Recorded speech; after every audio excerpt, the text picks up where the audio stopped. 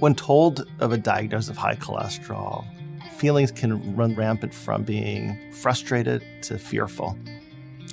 And it's important that that first be part of the discussion and that an active plan be made to improve it, where patients are able to take control of their lifestyle modifications, looking at incremental steps to improve their health. There are two arms of treatment when it comes to high cholesterol. The first arm is lifestyle modifications, and that includes monitoring your weight, monitoring your diet, your exercise, smoking, making sure that you stop smoking if you have been, as well as knowing your numbers, such as your cholesterol and your blood pressure numbers, to making sure that they're well controlled. The second arm is going to have to do with medications or pharmacologic therapy, with the first line medication being a statin medication, which decreases the liver production of cholesterol, and then other medications as needed to get you to goal. It's important that patients have an open conversation with their doctors about the treatment plan for their high cholesterol diagnosis. First, it's very important that they share concerns that they have about changes that they're going to be making in their lifestyle.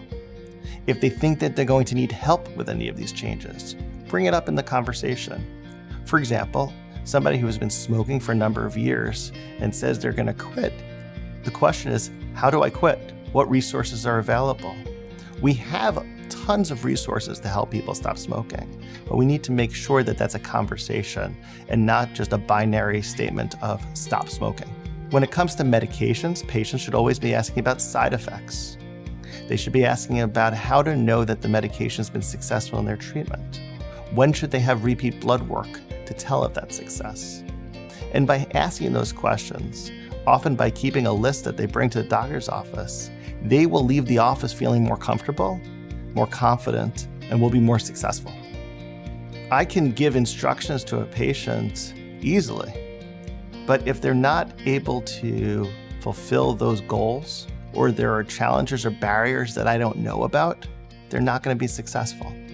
So patients have to feel comfortable in that relationship to bring up their concerns, bring up their questions, because we both want the relationship and the medical care to be successful.